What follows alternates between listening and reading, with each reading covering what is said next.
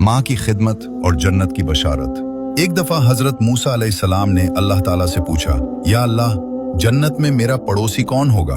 अल्लाह की तरफ से इरशाद हुआ, फलां शहर का एक गोश्त बेचने वाला तुम्हारे साथ होगा। हजरत मूसा अलैहिस्सलाम ये सुनकर बहुत हैरान हुए कि एक पैगंबर का साथी एक मामूली कसाई कैसे हो सकता है। आप इसी जुस्तजू में उस कसाई की तलाश में निकल पड़े। वहां जाकर देखा तो वो शख्स अपनी दुकान पर गोश्त बेचने में मसरूफ था। हजरत मूसा अलैहिस्सलाम उसके पास बैठ गए। जब उसने अपना काम खत्म किया तो गोश्त का एक टुकड़ा कपड़े में लपेटा और घर की तरफ चल दिया। हजरत मूसा अलैहिस्सलाम भी उसके पीछे चल दिए। उसके बारे में मजीद जानने के लिए उसके घर बतौर मेहमान जाने की इजाजत मांगी, जो उसने खुशी से दे दी। घर पहुंचकर कस्साब ने सबसे पहले वो गोश्त पकाया, फिर रोटी पकाकर उसके छोटे छोटे टुकड़े शोरबे में नरम किए ताकि वो बिल्कुल मुलायम हो जाएं। फिर वो दूसरे कमरे में गया जहां एक बूढ़ी और कमजोर खातून बिस्तर पर लेटी हुई थी। वो इतनी कमजोर थीं कि खुद से हिल-जल भी नहीं सकती थी। कस्साब ने बड़े प्यार से उन्हें सहारा देकर उठाया और अपने हाथों से एक एक लुकमा उनके मुंह में डालने लगा।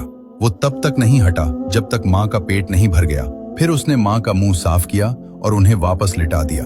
उस वक्त बूढ़ी माँ ने कस्साब के कान में कुछ कहा, जिसे सुनकर कस्साब मुस्कुरा दिया और कमरे से बाहर आ गया। हजरत मूसा अलैहिस्सलाम ये सब खामोशी से देख रहे थे। आपने पूछा, ए अल्लाह के बंदे, ये बूढ़ी औरत कौन है और उसने तुम्हारे कान में ऐसा क्या कहा जिस पर तुम मुस्कुरा दिए? कस्साब बोला, ये मेरी माँ है।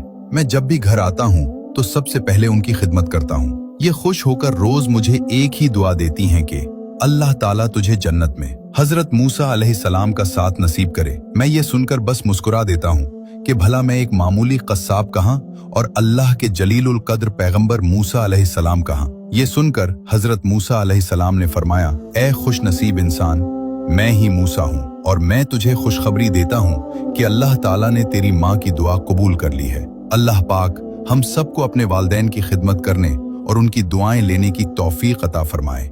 आमीन।